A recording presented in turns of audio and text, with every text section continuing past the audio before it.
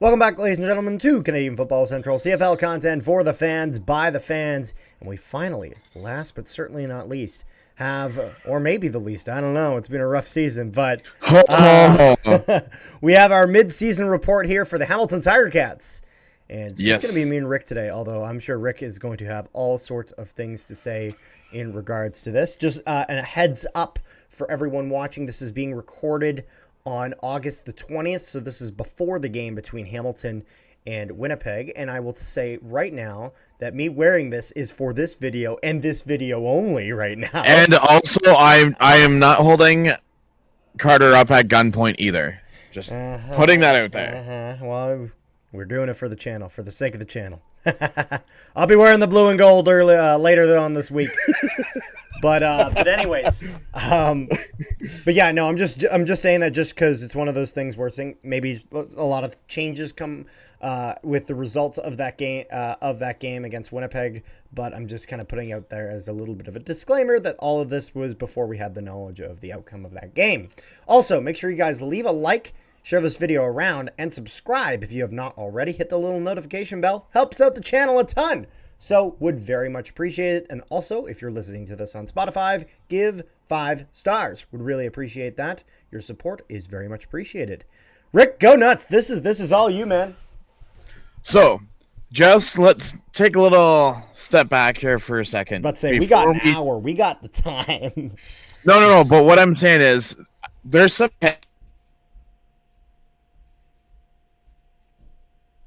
history with this.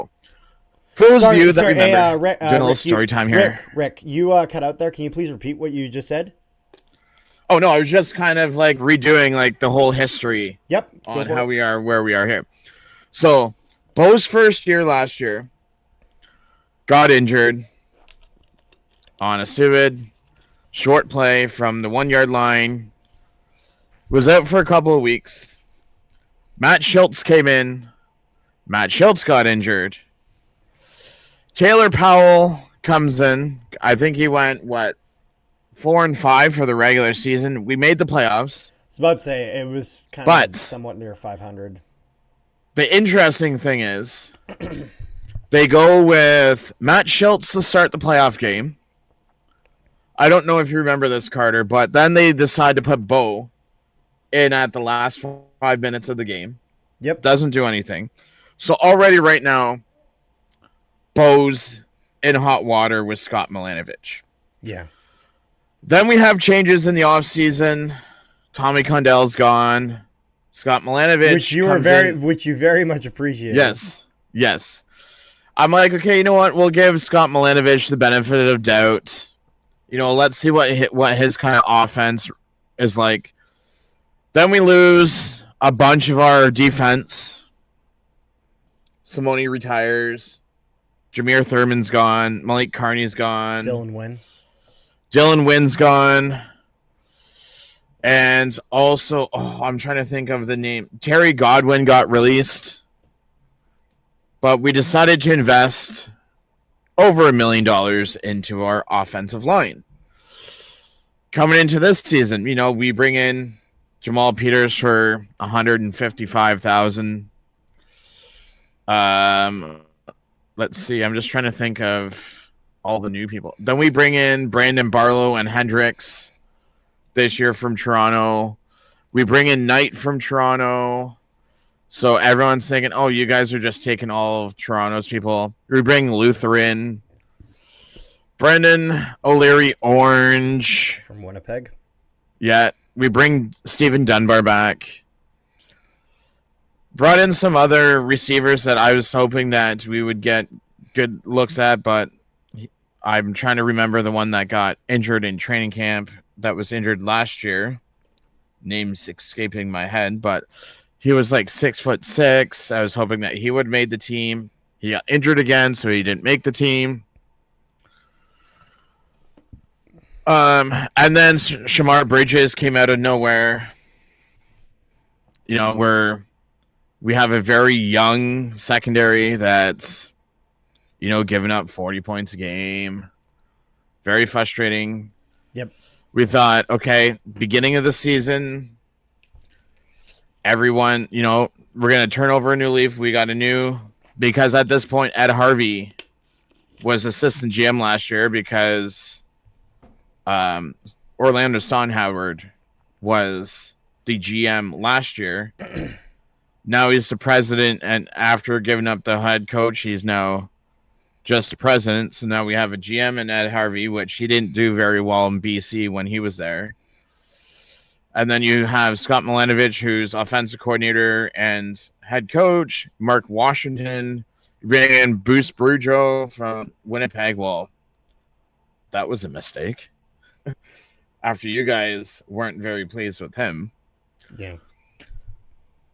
So then, halfway through the season, we let Bruce Boudreau go.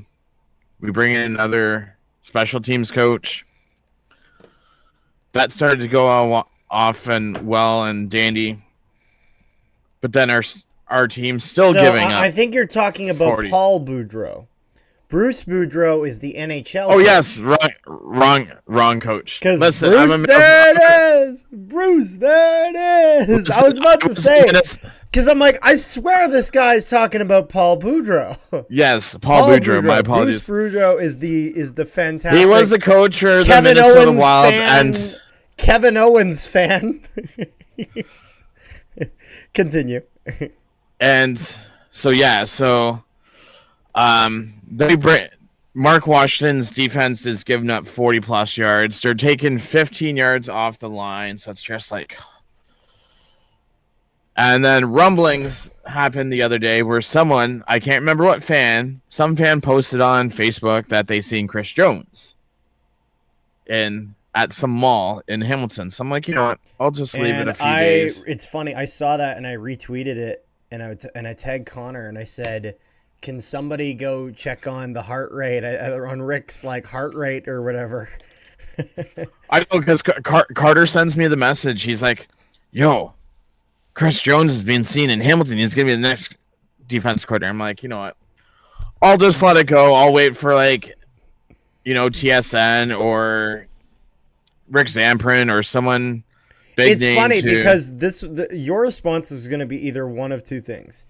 It was either going to be, okay, let's give him a chance. Nothing's working. Let's see how this goes, which is pretty much the answer I did get. Or the answer was going to be this cannot get any worse. I mean, if you look at it, it's kind of both because, it can't get any worse. And I was doing the calculations earlier. If we continue to average 40 points against the game, we're looking at between 640 to 700 points against. And we're only at 334. Ouch.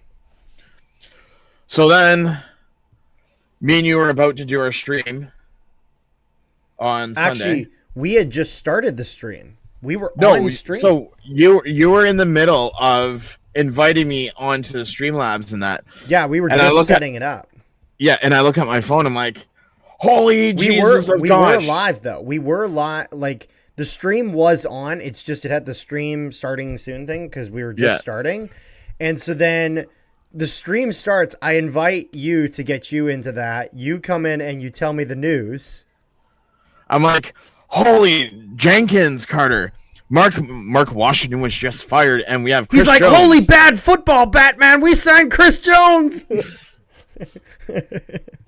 So, and Kenneth George Jr., for those who don't know, he is one of the most hated players from all Ticat fans because of how much horrible he's been playing.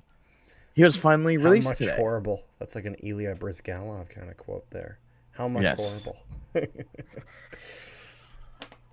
But it's just I am so lucky that we have locked out because if you look at injuries across the whole league, you guys, Toronto, Montreal, I think maybe Edmonton too. We had talked. You guys all have about 13, 14. We had talked even the other day about how Calgary's had a lot of problems. If you looked at the amount of guys that are actually just missing games.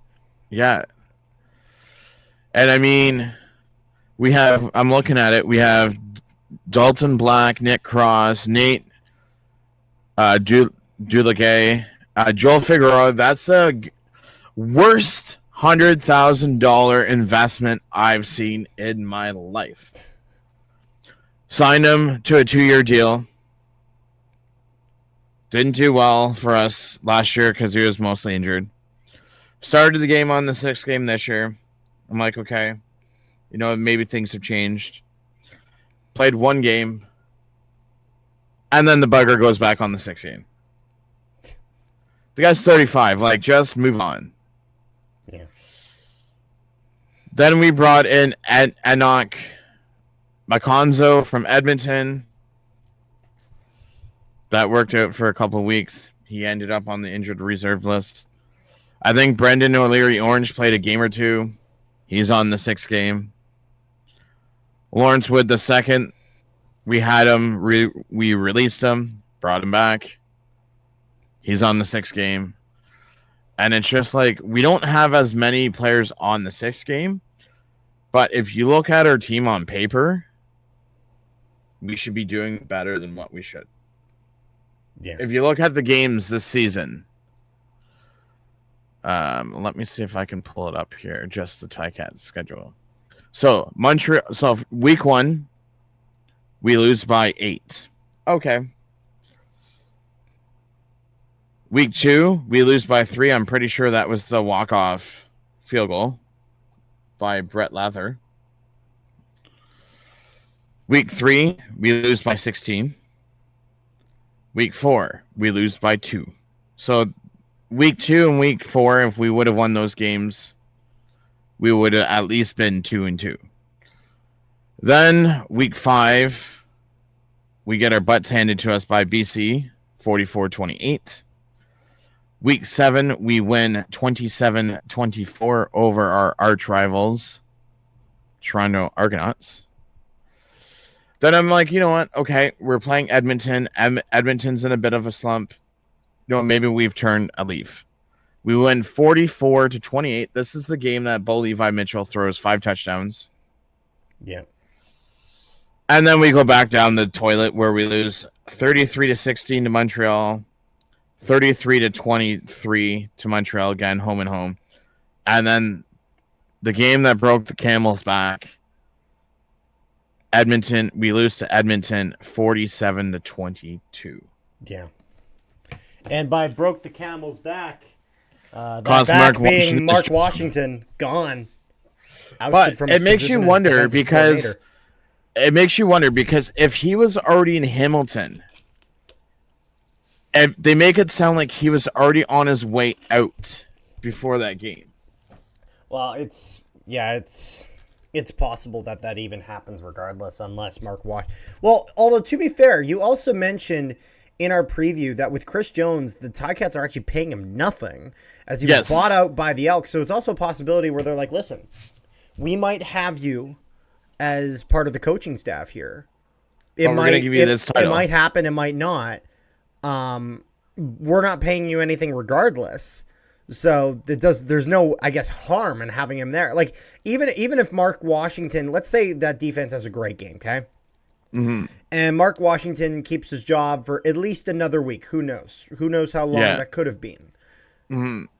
Chris Jones being there, his presence there, I mean, he's allowed to be there. It's not like he's doing anything, just watching some football. Even it is a little bit interesting because it is his former team, obviously, there that Hamilton was playing against. So just kind of an even if we did well against Edmonton, it's Chris Jones coming over to meet Scott Milanovic, and he's like, "Hey, over in Edmonton they run yada yada yada. This is this. Watch out for this."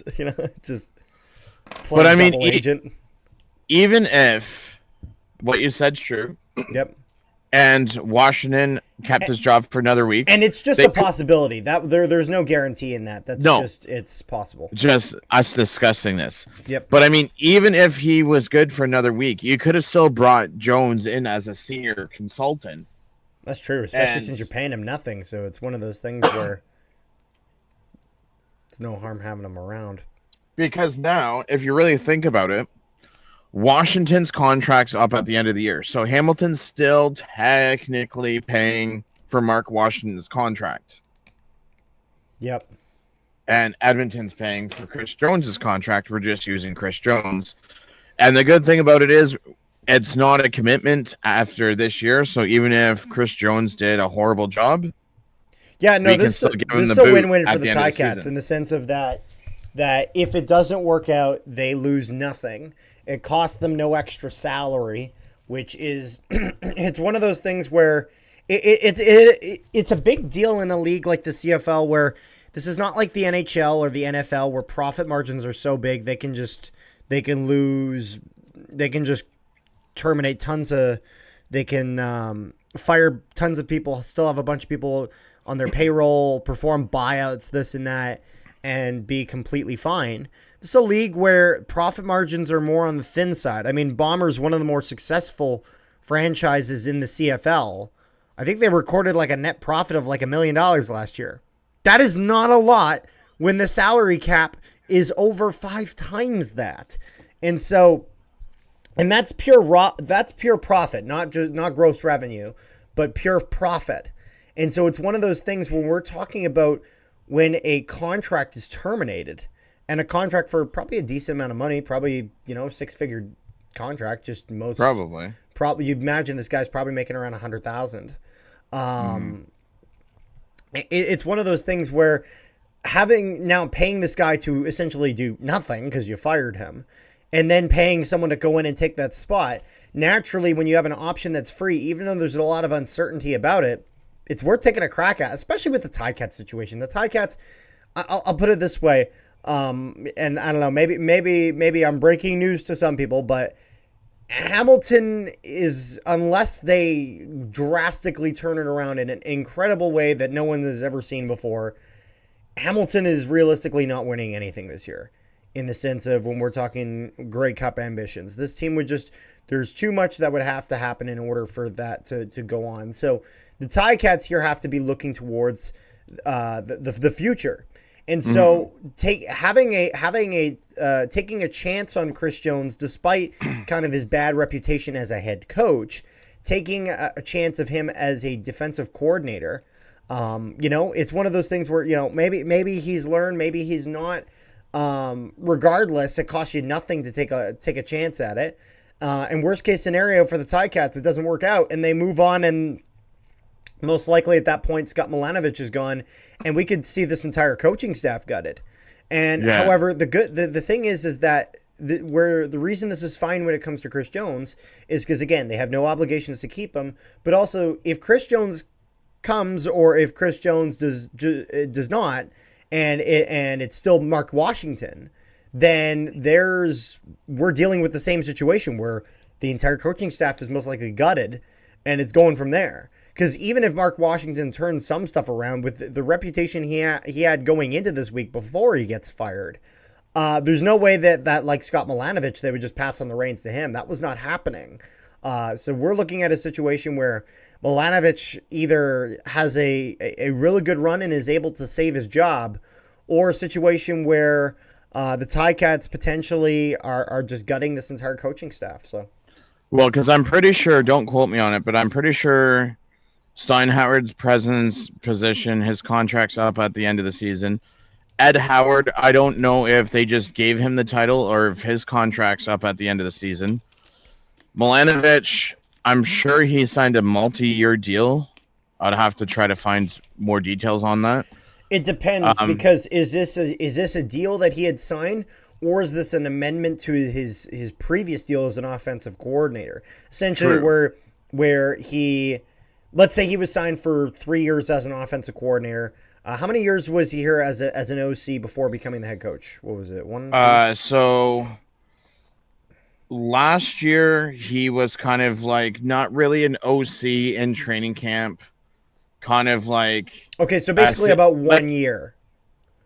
I'd say, yeah, if you include the first half of this year, second half of last year, a full year plus camp. Well, no, because he's had about roughly, again, 1 year as offensive coordinator, and then this year where he's being the head coach. But one thing you got to remember is last year he was using Tommy Kundell's playbook. This year Again, although that doesn't really factor in, I guess, to what my point is going to be. Oh, okay. But the point is that let's say you sign him last year. Let's say it's a 3-year deal, okay? Mm-hmm. So let's say last year burns a year of that. And then his work this year as a head coach burns a year of that. However, and when he goes from offensive coordinator to assuming the head coach position, it's essentially like, okay, you're going to be the offensive coordinator. You're still going to be the offensive coordinator. You're also going to be the head coach. So you're going to make an extra, I don't know, $30,000 or an extra $40,000, $50,000, whatever it is. Yeah. And we're just adding that to the current deal. So you're just making an amendment. And so you're just, submitting an addendum and amending the contract. And so the thing is that, like, I'm just curious to see if that was what happened or if he signed more years. Because if it was a 3-year deal, I don't know what it was, because the CFL unfortunately just does not have the transparency with its contracts like the NHL and like most pro major sports. Just because, again, it's one of those things, teams and leagues, all sorts of different sports, they want this information roughly mostly confidential. And this is why somehow it still gets leaked. Teams will never announce it publicly, even in the NHL. It's one of those things where when, like, I'm a Jets fan. When the Jets like sign players, they don't even, like, for example, we signed Scheifele and Hellebuck. It's not the Jets talking about an 8x8. It was an 8x8 contract. It was $8 million, 8 years, $8 million. But the best answer they even gave when it came to media was when someone in the media who had heard a leak of it being an 8x8 asked Winnipeg Jets GM Kevin Cheveldayoff. Cheveldayoff said somewhere in that range. That is about the closest you're going to get to a team telling you that. Yeah. And in the CFL, it's the same thing, except we don't have those access to those resources. So typically we'll hear the term on a deal. And for some of the more notable ones, we'll kind of hear a rough price range. The only one I can think of where we really actually heard pretty crystal clear what it was three instances. Was when Zach Calera signs an extension, Chad Kelly signed an extension, and when Nathan Rourke gets brought back to the CFL. I mean, besides that, it's a lot of it's just rough ballparks. Unless it's like a record-breaking deal, like when Lucky Whitehead signed as a receiver over in BC for $200,000, which at the time was a record-breaking deal.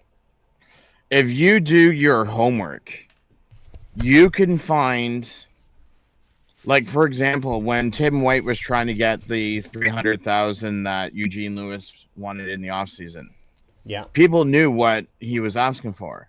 We found out from TSN. That's what true. he settled for.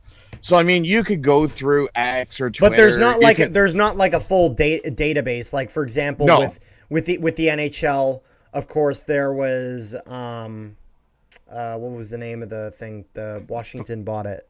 Cap Friendly. Cap Friendly, which now is bought by the Washington Capitals and now private. So if you're looking for stuff for the NHL, you now are using Puckpedia, which is kind of the new source, the new Cap Friendly that everyone is using as its replacement. But there's no real kind of full database like that on the CFL. So, I mean, if you could kind of, and social media. I mean, and 3 Down Nation kind of puts a little tidbit out there as to 3 Down Nation has more resources than the average person, so they're able to kind of give it. So I mean, you could find the information. But going back to what you were saying, so I was just watching the presser from Scott Milanovich before we started this video, and in my personal video on Ticats Talk Network yesterday, I went through the whole history. Check it out. Make sure you like that video and subscribe. Sorry, so just had to do a shameless plug. Anyways, continue.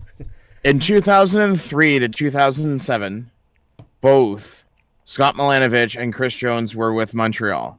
Yeah. The first 2 years, they were the top defense. And then as you slowly go down, years 3 and 4, it starts to get worse. Yeah. Then they go to, Chris Jones went to Calgary, same thing. You'd start hot for you first few years. Top defense. as you started to go off, they started to Wimbledon down. 2012, 2013 is the one where the whole band got together for the first time, where Chris Jones was the defensive coordinator. Scott Milanovic, I'm pretty sure, was the head coach, offense coordinator, and Orlando Steinhauer was the defensive backs coach. Yep. So again, they're hoping, trying to get the band back together. And I hope if Chris Jones stays past this year, he just keeps the defensive coordinator position. Yeah, I don't think anyone in Hamilton, I think everyone in Hamilton who's accepting this deal with Chris Jones as a defensive coordinator is with the understanding that Chris Jones does not go past defensive coordinator. He stays as a defensive coordinator at most if he's able to have some success, and that he never becomes a head coach, and then he only manages the defense, which could prove it could be good. There's a lot of doubts that I have. There's a lot of doubts that many other people have. And at the end of the day, we'll just have to wait and see. But overall, like, we've talked a little bit about some of the pieces of this offense. We talked kind of Chris Jones and the defense. How would you because I want to kind of cover all the bases we normally do with this sort of stuff. How would you look at, like, say, injuries for this team this year? I mean, thankfully, until last week, quarterbacks haven't been an issue. I mean, let me pull up the injury list here.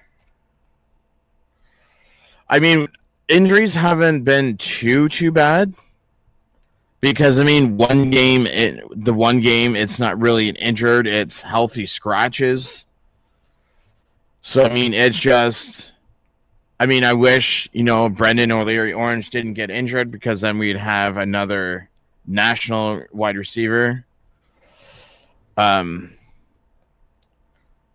Considering that Brendan Bordner and Quinton Barrow were both rookies, they held their ground this year, so that was good of them. Yep. Compared to other teams, our players should be doing better than what they should have.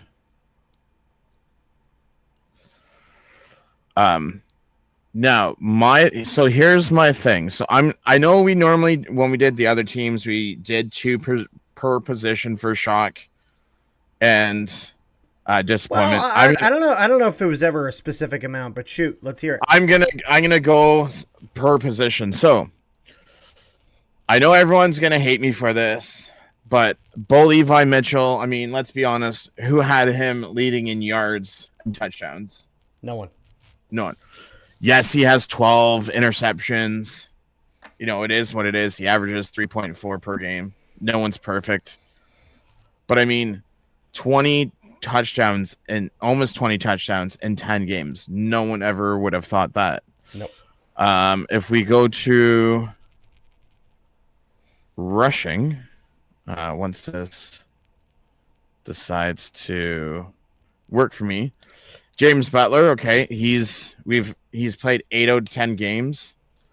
He has 440 yards. He's 6th on the list. I think he was second last year to Oliveira, or third last year. That's because it was Brady Oliveira, James Butler, who I think was second, and I believe Kevin Brown was third. Yeah. So I'd say this is a bit of a drop. He only has 1 touchdown, so if you want to bring up a drop here, Oliveira has no touchdown, so fair enough. Although I will say a lot of times Oliveira has punched it into range, and then Strevler has run that in. Yeah. Even if it's 5 yards, a lot of times it's just that they'll have Oliveira run one way, have Strevler run the other, and just be a little bit of some trickery there. But let's ignore touchdown, because touchdowns can be a little bit of a deceiving stat in the sense of that you can drive the whole field, but if someone else in your team gets the touchdown, it doesn't really count for you, which is not really an extremely accurate. It's only an accurate stat if no one's getting the touchdowns. That's when it's an accurate stat.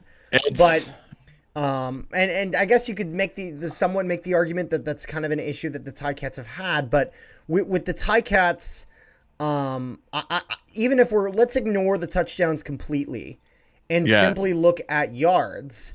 I mean, he's fallen from the top 3 down into kind of that middle ground with 6. I think with James Butler, you're expecting a little bit of better numbers in that regard. But if you invested over $1 million in this offensive line, the offensive line should be good enough here. And so the question is all that money invested into the offensive line not working for James Butler, or is James Butler just not being able to kind of generate the space he was used to? So they've kind of went from having him just be a running back to a running back receiving back, because he has 100 or 440 rushing yards on 92 carries. Yeah. But he also has 312 receiving yards on 32 receptions. Fair enough. So, and then as we go, maybe a little bit of just a different utilization. Yeah. And then we go into receivers. I mean, it's got to be Tim White. It's got to be Tim White on the negative side of things. Well, I was actually going to say Shamar Bridges would be my shock of the year, because I mean, this guy, shock like positively, absolutely. Because I mean, this guy's making probably rookie money, so you're probably looking at about 70,000. It's probably around 70 to 75,000. Around $75,000 most likely, yeah. And this guy has 746 yards in 10 games, and there's still 8 more to go. How is Stephen Dunbar being? So Stephen Dunbar is 11th in all of receiving. He's 529 yards. How many targets has he got versus his catches? He has 39 receptions off of 58 targets. 10th is Keandre Smith, who has 44 receptions out of 63 targets for 531 yards. So he's getting up there. Tim White, on the other hand, he's 12th in the league. He has 515. Yeah. Listen to this. He has 40 receptions off of 76 targets. And this was Tim White? And this was Tim White, the guy that we signed for like $210,000. So here's a question. Also, where are you getting your stats? The reason why I'm asking is because I'm getting mine from the CFL website, and I don't see the target stats on here. Okay, so if you go to receiving for all teams, go to the far right. You'll see touchdowns 30, and then you'll see targets on CFL. I'm just looking at his individual stats. Oh, no, I'm looking at like all of receivers. Oh, okay, I see. So I gotta look somewhere else. Fair enough. Continue. But yeah, don't forget he did sign a 2-year deal. So I mean, I don't think that they'll release him in the off season.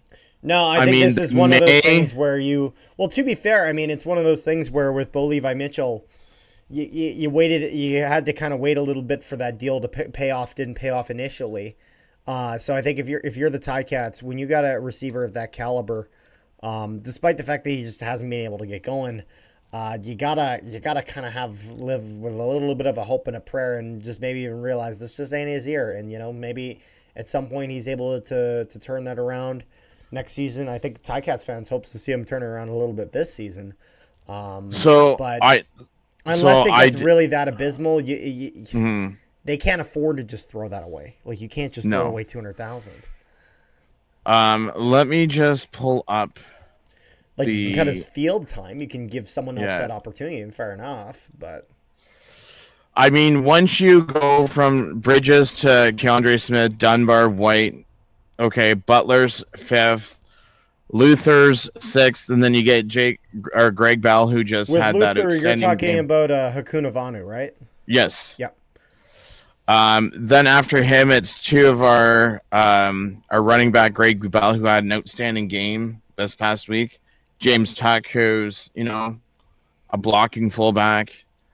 And then it's kind of like from there, after Butler's 312, Luther has 171, Greg Bell has 128, and then James Tuck has 100, and then it goes down to Giovanni Robinson, 81.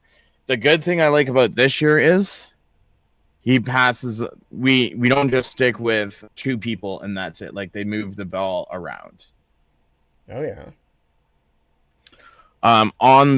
So I would say I would have thought that Tim White would have had a better season. I think everyone would have. But Tim White would have expected that. Out of Bridges, Keandre Smith, Stephen Dunbar, and Tim White, if you add 300 yards over the next 8 games, let me just. That's about 37.5 yards per game. That's not a lot. You could have Shamar Bridges breaking the 1,000 yards. You can have Keandre Smith, Stephen Dunbar, Tim White, all with 800 yards minimum. And apparently, Shamar Bridges is on pace to break the receiving record for rookies this year. But if we go on to the defensive side of things, let's start with that D-line. So once I pull this up, outside of, Sales has 4 sacks, 21 tackles. Brandon Barlow has 3 sacks, 25 tackles. I would have thought we would have seen more out of Hendricks, but Hendricks has played 2 less games than those two have. He's played 8, but he only has 6 defensive tackles and 2 sacks. So I feel like the numbers are down for him. Yep. Jamal Peters, 17 defensive tackles, 2 interceptions. He had a way better year in Toronto last year. Hopefully with Chris Jones, he can turn that around. Nick Usher has been good for us. I definitely was not expecting the season out of Kyle Wilson. He's kind of taken that Simone Lawrence tackle role. Because, Simone Lawrence had like 100 tackles last year. Yeah. And with him gone. Kenneth George, he had 39 defensive tackles, 2 interceptions, 1 touchdown. He was released today, so. Richard Leonard's getting up there in age. Stavros is kind of like the leader on defense. There's just so much, because players are missing tackles so much this year, that we brought in a bunch of, I don't want to say rookies from the college years, but in a sense, some of them are rookies, and then not really starters on some defenses, but like Trevor Hoyt, he was a second, third string in Toronto last year. Wilborn, he's a former Bronco from the NFL. You would have thought he would have had a good year. David Menard, there's another one that was with BC last year that had an outstanding season when he was on the other end, the opposite end of Betts last year. I thought he would have had a good year. Kobe Jones came from down south. He actually only had 2 tackles, but he ended up getting signed by the New England Patriots today. And it's just like our defense. They went out and got some big names, but not a lot. And I just find like our linebackers weak, and our secondary, besides Peters and Cachetonis, Leonard's getting up there in age. Talbert, he's 3rd in tackles, but he's a rookie, so this team has a lot of changeover. Also, Carter, I'm going to send you this screenshot that I did. Take a look at this. So, wait, hold on. I got to bold Constantino because he's on a rookie contract. Yeah. But take a look at this roster going into next year. Where did you send me this on? Discord? I'm going to be sending this to you on Discord in a second. I just got to snip it and send it. Yeah. Now, so everyone's hearing the term Discord, and so what you should do, if you are a Discord user, you should join the CFL Discord. Link to that in the video description below. Join it. So if you look at that roster, yep. If you look at the roster, all the bold players are back next year. All of the yellow players are on expired contracts. So I'm looking at around, what, 65% gone, maybe 35%. 1, 2, 3, 4, 5, 6, 7, 8. I'm just saying rough numbers. 9, 10, like what, 11, 65% of this roster looking like it's gone? 25 players out of we'll say 55 because you got 45 on the actual roster, and then you have. So 25 out of 55 are sticking around? Are signed for next year. Keandre Smith's coming off his. Okay, so that's actually slightly better. That's 45%. But I mean, I'm sure they will sign people like Lee Trey. That is currently signed. There's 45% of the roster currently signed. Yeah. I don't know if Shamar Bridges is on a new contract. Usually entry-level deals are multi-year. Usually but here's the thing, though. If you sign them either out of training camp or you sign them in the off-season, Americans, I don't know if it's just a one-year deal or not. Usually, I think normally they're 2-year deals in the sense of, however, I believe they're 2 years with a caveat in the sense of that if he wants to stick around in the CFL, that is the deal. But if he wants to move abroad, I don't know if Hamilton has any obligations to pay him, in the sense of that if he wants to go anywhere in the CFL, that is his CFL deal. He can't just go to another team. Mm-hmm. But if he decides to go and he take a crack at it in the UFL or somehow he gets an NFL opportunity, I think there are clauses in that contract to just. Oh yeah, I'm sure there is. And this is not just NFL. I think this is for UFL as well. So, but I think he'd be restricted to just the Ticats within the okay. Canadian So Football League. So if that's the case, then there's a couple more at least. I yeah, think normally if that's the case, I'm not sure exactly if it's 2 or 3, but I know it's more than 1. Yeah, because if that's the case, there's year, right? This is his first year, so then I have to bold a couple of them.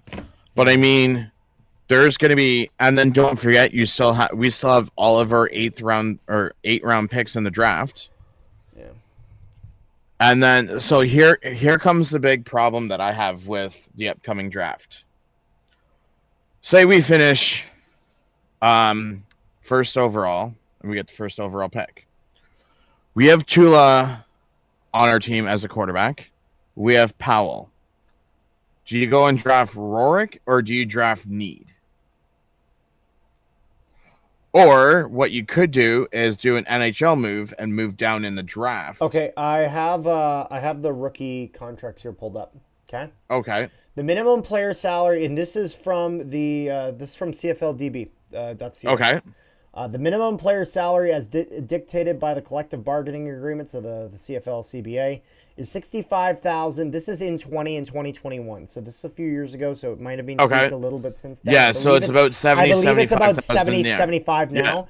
Yeah. It was $65,000 for American and national players, and $54,000 for global players. So I wouldn't be surprised if maybe that's up to around maybe 60, 65 now for global players. This 2019 CBA introduces a rookie salary structure for Nationals' first contract consisting of 2 years plus a team option. Okay. Yes. Okay, so that's why Keandre would be on his 3rd year. Okay, that makes sense. Yeah. Yep. But that doesn't say. Does it say anything about Americans? You said national. Americans and national. So Canadians and Americans are on the same deal, and global is on a separate deal. Yes. But I'm sure they've changed. They could have changed some of that wording since then. It's possible. It's most likely that the terms are the exact same and the money is just increased. Okay, so playing GM advocate for a second. Yep. If you're Ed Harvey, you have the option of taking Curtis Rourke first overall, even though you have Tula in the wind already in your organization.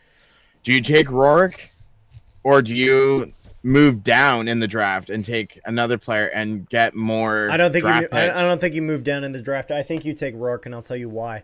Here's the thing: absolute worst case scenario, you have Tulia and you have Rourke. Yeah. And let's just say they both work out, because there's a chance that one of them doesn't work out and the other one does. True. And that's your guy. True. But let's say both work out. Okay.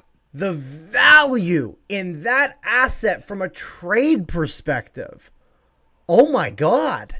I mean, it's one of those things where if that is a value that you have, you pick the guy you think who is the better guy, you keep him around, and the guy who maybe isn't in that spot, you look at possibly moving him and getting a pretty penny for him. And I'll tell you why. Because if you try to trade down, you're now in a situation where Tulia has to work, and if he doesn't, you're in trouble.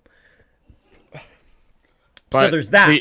The other aspect of this is that however much you could gain from trading down, you could get more if both of them work out and you trade one of them away. Your return is, so you're doing two things. Number one, your return is bigger. Number two, you've already gotten the guarantee of success before that as a condition, in the sense of that you have two guys, you only trade one of them for a high price if you have both of them working. If one of them's working and one of them's not, the guy who's not, you just move out in a normal deal, or you let him walk if it really goes that badly. So I think it's the smart decision to take Rourke, because you just get that assurance. And so rather than having to take a chance, you have guarantees. Guarantees are not something that are easy to come by when it comes to scouting, when it comes to drafting. I think you have to take them whenever you can.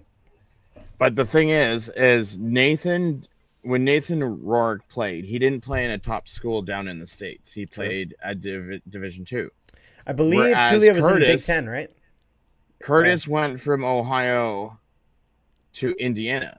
Yep. So there's a chance he could get drafted in the NFL, which you would be taking a risk if you take him first overall and he doesn't come. That's true. Then you just wasted that pick. But here's the thing. If you also don't take him and he doesn't go to the NFL, you've now let a massive prospect completely slip through your fingers. And that argument goes both ways. The good thing about the CFL now is, I think we mentioned this in one of our other videos, they now have that media fund that does not count against the salary cap. Yep. So you could offer, and I can't remember, maybe it was 3 Down Nation or something that I was listening to earlier. If you take, and I'll just use this guy because this guy is a known player in the CFL and NFL. Chase Claypool just got released by Buffalo Bills. Okay. Yeah. He's on Saskatchewan's negotiations list. You say, okay, we will offer you, say, whatever, 90,000 or whatever it is, and base. Well, and then we'll give you bonuses. We'll give you 200,000 and whatever it is. Now you have Chase Claypool playing in the CFL. And your cap hit is only the 90K. Yeah. So I can see come next year. Now, I will say they do have to be a little careful about that in the sense they get a little excessive. I think the CFL will try to intervene. I was just using that as an example. It's a good example, though. No, the precedent, it definitely is there. And so that's just kind of something that's important to keep in So mind. it will be interesting to see what happens next offseason. For the Ticats. No, not even for the Ticats, but even that's true. Players that want to go down that aren't going to make it down in the States, and then it's like, okay, well, if you come back up here, we'll offer you this. Yeah. No, I don't want to get too far away from the Ticats. This is a Ticats video after all. But if we're looking into things, so what should we look at now? Maybe their upcoming schedule, or sure. I mean, obviously the first game upcoming is the Winnipeg versus Hamilton game on Friday, August 23rd. This video comes out after that, so that game goes however it does. Either it is a resounding success for Hamilton, or just a loss in a string of many. So the rest of our season goes at Winnipeg, home to Toronto, home to Ottawa, at Toronto, at BC. Keep in mind the first home game against Toronto of the upcoming games. No. I'm talking of the upcoming games. Yes, it's Labor Day. Yeah, no. Yes. So then after Labor Day, we play Ottawa at home. Yep. Which I won't be because I'll be working that day. Then we have the following week at Ottawa. Then we play at BC. Hold on a second. Toronto on the 20th. Hold on a second. You said after Labor Day you play Ottawa at home. But you might want to include that there's a bye week and then you play Ottawa at home. So so that's week 14. So week 14 bye week. I have the bye. 15, you're at home against Ottawa. 16, you're on the road against Toronto. 17, you're on the road against BC. 18, you're at home versus Winnipeg. Then we have a bye week again. 19, you're at that next bye week. So that's kind of the next upcoming string. And then we have Calgary at home, and then to finish the season at Ottawa. So I'd say a pretty mixed bag in terms of... If we have a losing season, I'm okay with that. As long as we win Labor Day. Because the reason why I say that is because there's a cup. I don't know if you know about this. I got to remember cup between Ticats and Argos. Keep on forgetting what it's called. Sounds pretty familiar. Hold on a second. There's cup.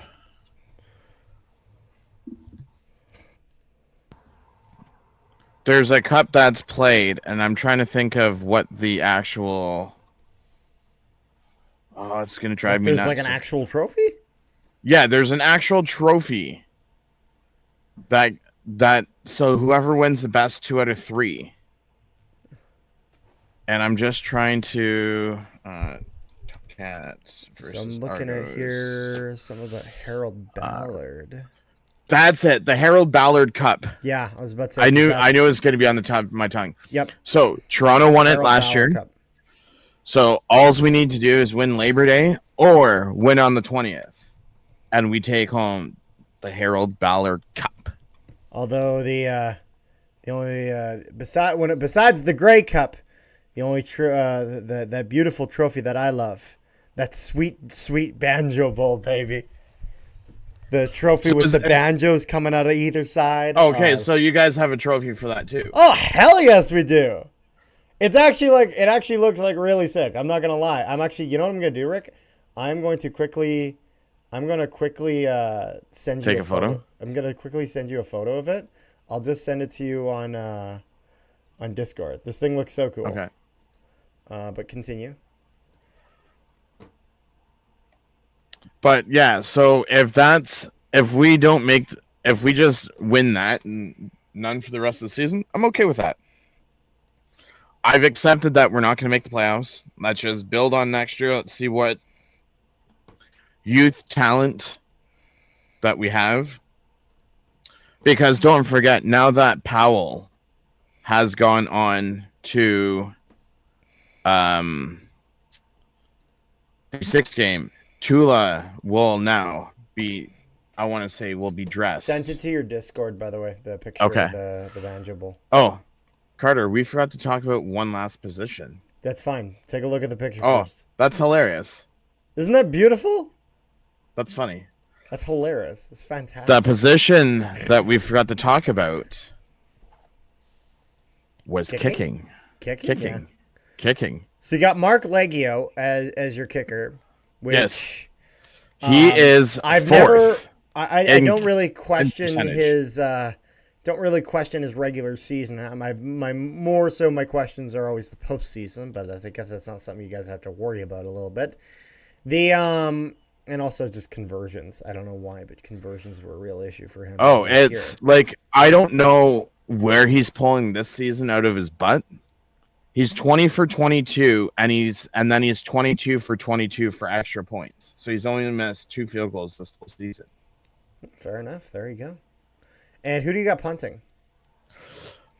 We have Nicholas Constantinou. Yeah. And punting. we can't forget the most important position of all, the long snapper. That's right, baby. Gordon White. Thanks, good old Gordon White. Shout out Gordon White, absolute gem of a man. So if we go to this, can't forget your favorite long snapper. Punting and kickoffs. And if you look, see, I don't even know. Like, do you go by yards for punting? Probably like just distance, yeah. Yeah, so he has 2,940 yards on the season, and he's third. Well, there you go. But probably using them. If I had to give this team a grade, we were doing it based off of expectations, were we not? Yeah. They would get a big, fat, failing F.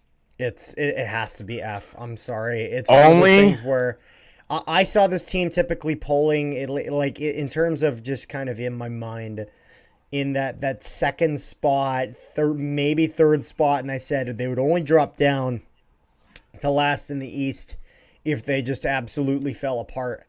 And to be honest, they've absolutely fallen apart. And so it's got to be an F. It's when you're last in the league, it has to be F. It has to be. So, but it's not like we're 1-3 against the division. Yep. So we've lost 2 to Montreal, lost 1 to Ottawa, and we've beat Toronto. And I mean, the game you wanted to win. Yeah. So Ottawa, Calgary. So that's 2. Winnipeg 3. BC 4. So we're kind of middle in the pack in offense. That's not what I'm worried about. I'm worried about the big 334 yards against for the worst defense. Yeah. In the league. But I mean, now gets to be my favorite part of the season. Because it's like Labor Day? Is that why? No, close to Labor Day? We get to play spoiler and wreck other teams' playoff hopes. Oh, yeah. So now it's one of those things where it doesn't matter for you. No. So if you lose, it doesn't do anything. But if you win and you really screw up someone else, you just like causing a little bit of fun chaos, eh? Yes. Fair enough. All those teams.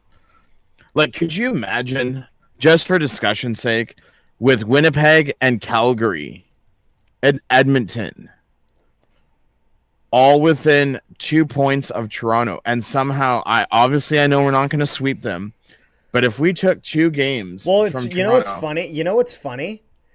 It wouldn't really be problematic to the West if you won all 3. It would be problematic if you won one of them or won 2 of them and lost the other 2. Which is a possibility. We only play them 3 times, so we'd have to win 2. I'm not talking about Toronto. I'm talking about the West. In terms of messing up the West, if you win against all 3, it really doesn't change the West much at all. But if you want to actually leave your mark on the West, you win 1 or 2 of those games and lose the other ones. And so then you would be causing some chaos over in the West. And the idea of a team not making the playoffs despite maybe having a decent performance because they just had a bad night against Hamilton is a little bit funny. So the interesting thing, so I believe if Montreal beats Edmonton on Sunday, they'll be the first team to clinch a playoff spot. Yeah, they have to be. There's no other team that could. Then you have kind of Ottawa has that. It's got to be either Ottawa or Saskatchewan at that point. I'm imagining. For what? The next team to clinch. No, what I was going to say was Ottawa has, with that tie, they have a 3-point lead on Toronto. If Saskatchewan loses to Toronto, BC beats Ottawa, BC's back in first. But then you guys both... But then it gets interesting because then if you guys win, you guys are now in second, BC's in third. And at that point, Winnipeg then has a back-to-back against Saskatchewan, which could really make a lot of changes. Now, if Saskatchewan wins either of those games, Saskatchewan has a tiebreaker against Winnipeg. Winnipeg needs to win both in order to have the tiebreaker. I would say outside of Hamilton, any of the other 8 teams can make the playoffs. Outside of Hamilton. Fair enough. So the question is where's your prediction for the Hamilton Tiger Cats finishing the season? Bottom of the basement. It's got to be last. I have to imagine it's dead last with Edmonton getting a little bit of steam.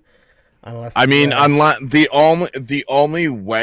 only way that something could happen is if we pull some horseshoe out of our behinds, and also if Edmonton's momentum ran dry. No, it's not even that. Like, I don't even care if we miss the playoffs. I'm just saying. No, I'm saying is that the only way that Hamilton doesn't come dead last is if it would require another team to fall apart.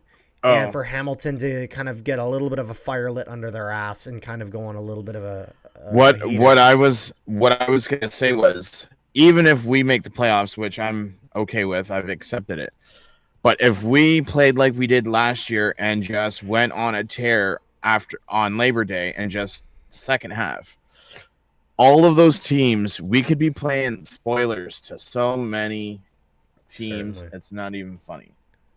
Because you figure, we have you twice, we have BC, and we have Calgary. There's 4 games in the West that could mean. And the West is so close this year. Crazy close. So. And then you have Toronto, 2 games, Ottawa, 1 game. That could be the difference between second and third. Yeah. So we get to play the fun of being a spoiler this time. So, is there anything else that we missed? I don't know if there is.